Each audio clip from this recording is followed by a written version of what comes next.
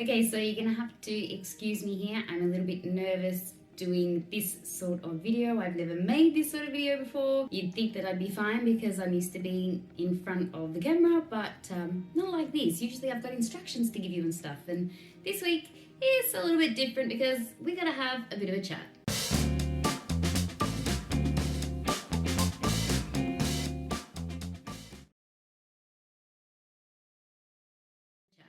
So a lot of things been going on, and I thought it's only right for me to jump on and fill you in on what's been happening and what is going to be happening with That's Cakeable over the next couple of months. Those of you that are subscribed and watch on a regular basis may have noticed over the last few months that things have been a little inconsistent, a little topsy-turvy. Now, a lot of that sort of started because I started with Cake Flicks, and I was doing Cake Flicks TV, which was absolutely epic.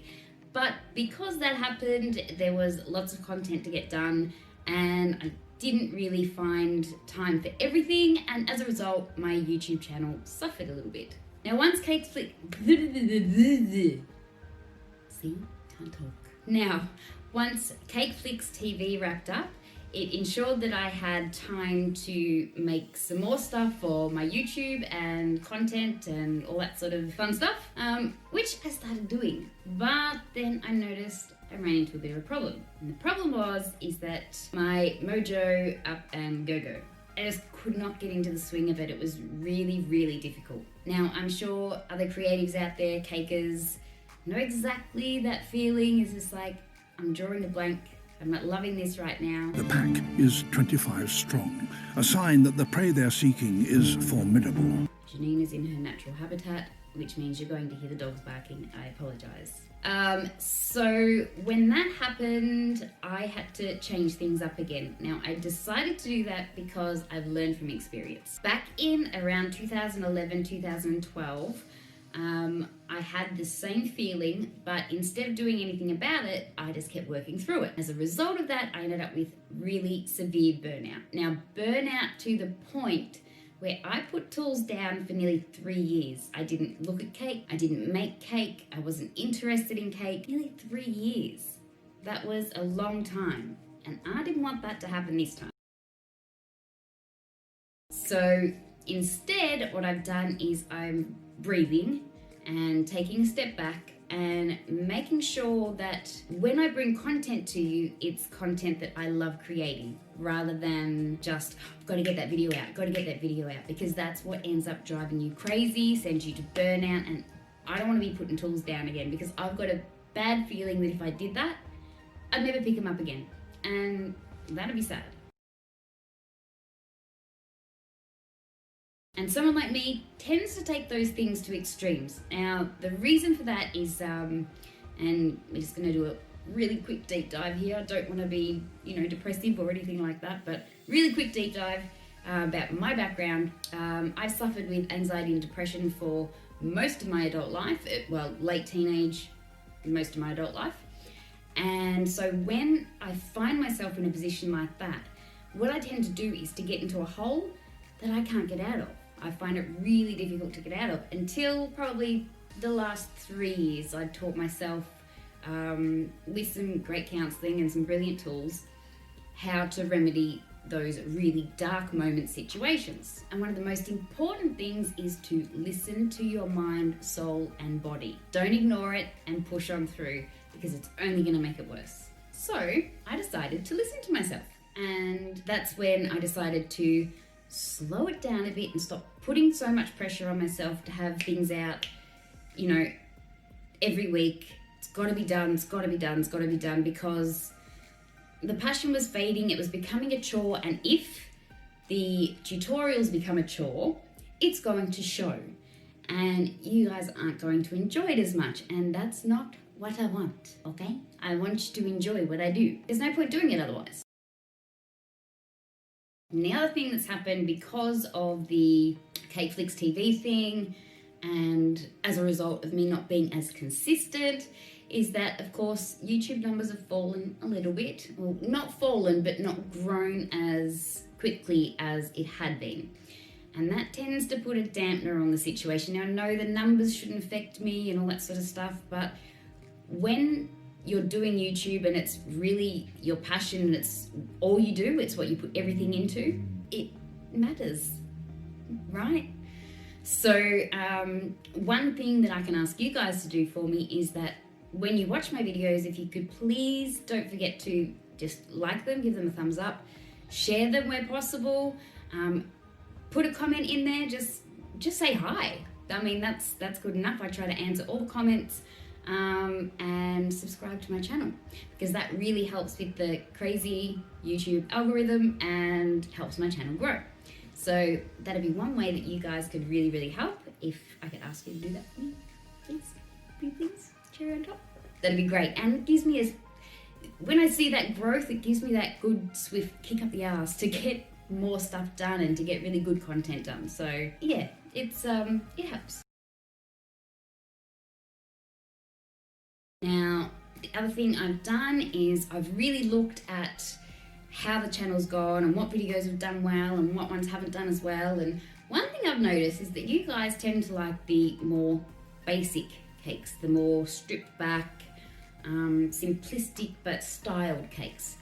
Whenever I do something sort of structured or complex, they never ever do as well, ever. So in 2021, I'm thinking, that's what I'm going to do. And it's me working smarter, not harder, right? So that way I can just start doing more of the simplistic cakes, and which I'm going to love anyway.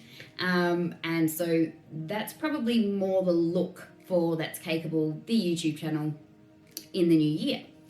Another thing that's going to happen is merch coming your way. Not the usual merch either. We're not doing t-shirts and caps and things like that. Things that you probably haven't seen in a Caker's merch store before. So make sure you keep an eye out. I'm not telling you what it is. You'll have to, like, what would be the point? You're going to have to just keep an eye out and see what that is. So that's another thing that I'm planning to do for 2021. These are all just goal setting and changing, and, you know, like, I think it was Einstein that said it. I'm not 100% sure. Oh, now I can't bloody remember it. The surest side of insanity? The surest side of insanity is repeating the same process and expecting a different result, or something to that effect. It's a great quote anyway. You should really look it up.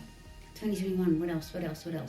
Oh, the other thing that I wanted to talk to you guys about, because I need your feedback on it, is Patreon. Now, I opened up a Patreon account maybe 6 months ago, something crazy like that. I never did anything with it. It's one of those things, it's like, guys, give me money, and it feels wrong.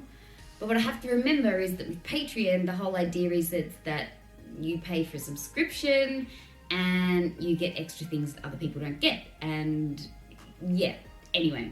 So I was thinking of going with like a $2 tier, a $5 tier, a $10 tier to start with, because I don't get paid for what I do. I just do it because I love sharing what I've learnt with you. The cake world can be very cliquey and very finicky, and a lot of people don't like sharing caking tips and hacks and secrets.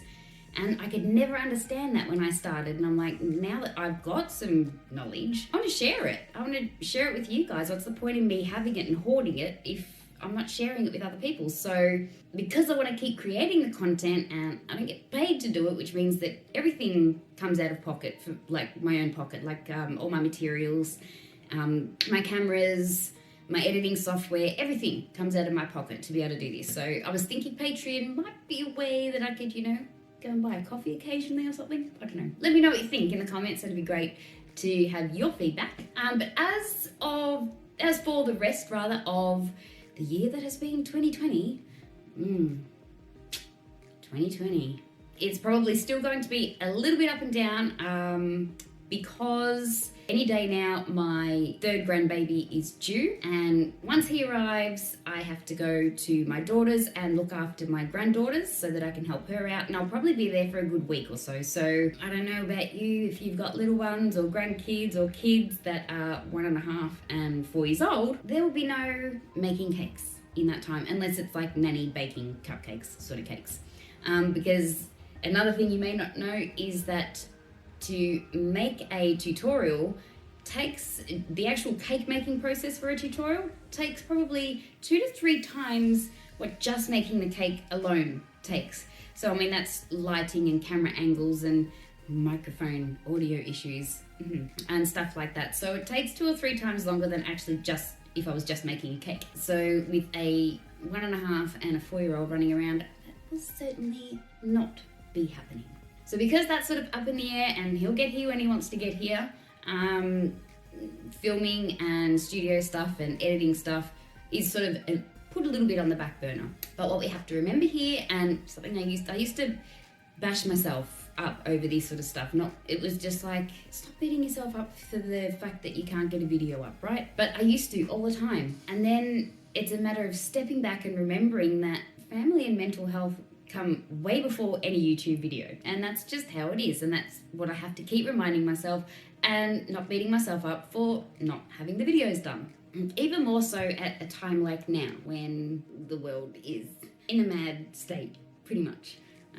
Family first and mental health, very, very important. So, to round it up, basically you'll be seeing bibs and bobs and dribs and drabs of me on That's Cakeable's YouTube channel from here until the end of 2020. And in the new year, there will be a fresh face That's Cakeable, and I'll be working smarter, not harder. There'll be new fun things, and yeah, that's pretty much what I really wanted to talk to you about. Just so you knew where I was, what I was doing, what was going on, that I wasn't going anywhere for good. I will be around, lurking in the shadows and stuff. And I just wanted your feedback on the whole Patreon thing and what you thought of that. Any suggestions, any other suggestions for what to add or remove from That's Cakeable in 2020? Not 2020, 2021. 2021, bring it on. And yeah, just thought that you guys deserve the update, because you guys are the ones that support me and constantly tuning in and making my channel, my itty bitty channel, slowly grow. We turned 2 this month. That's how much my mojo went and go-goed. I didn't even announce it. So on the 7th of September, my little channel turned 2, and yeah, quite the achievement. But plenty more milestones to celebrate, and we'll get to that later on. Okay, so I'm going to wrap it up here.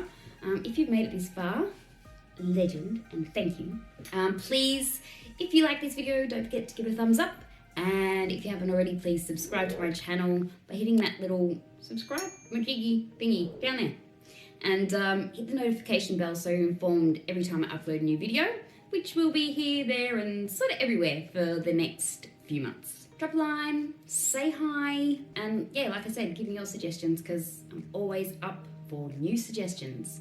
Alright guys, well, thank you for joining me again. Please look after yourself, look after each other, be kind to one another, be kind to yourself. Be kind to yourself. I think that's the biggest message that I have to give at this stage. And of course, go and get your cake on, because, well, cake is therapy, right? Alright guys, I look forward to seeing you again really, really soon. And yeah, thank you so much for everything from the bottom of my heart. I will speak to you later. Bye for now.